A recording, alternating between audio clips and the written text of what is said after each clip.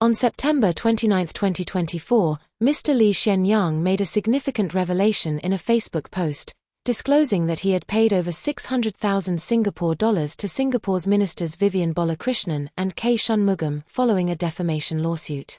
This lawsuit arose from remarks made by Mr. Lee in a July 2023 Facebook post, where he alleged preferential treatment in the rental of Ridout Road properties. The issue has sparked considerable public debate and scrutiny, especially concerning the details of the court case and the actions taken by the involved parties.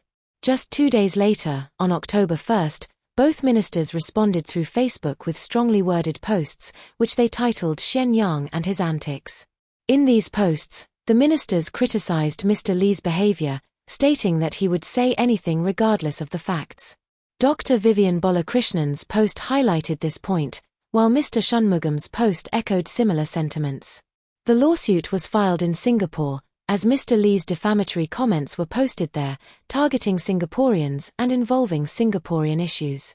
The ministers took issue with Mr. Lee's claim that they chose not to pursue the case in English courts, clarifying that the Singapore legal system was the appropriate venue for addressing the remarks.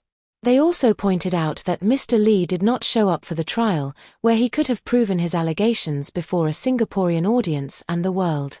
In his Facebook post, Mr. Lee had noted that the damages paid to the ministers were equivalent to about 13.6 months of rental for the Ridout Road properties. However, both ministers rejected this characterization and emphasized that they intended to donate the damages to charity.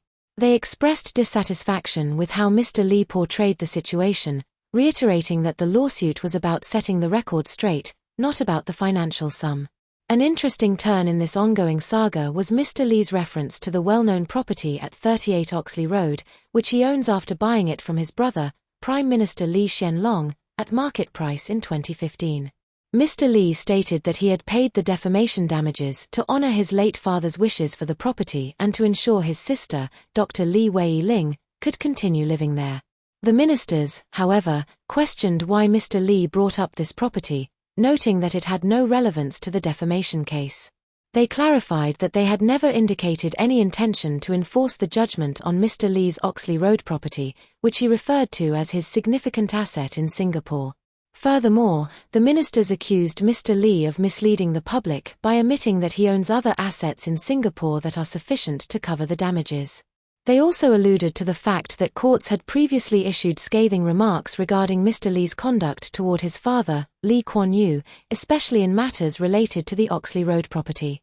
As this story continues to develop, many Singaporeans and international observers remain divided over the implications of the lawsuit, the family dynamics of the Lee family, and the public fallout from the case. It raises important questions about leadership, accountability, and transparency within Singapore's political sphere. We encourage our viewers to share their thoughts and opinions on this matter. What do you think about the minister's response to Mr. Lee's remarks? Do you believe the lawsuit was handled appropriately? What are your views on the ongoing public debate about the Oxley Road property? Let us know in the comments below. Don't forget to like, share, and subscribe to 2230 for more detailed news coverage on key issues shaping Singapore's political landscape.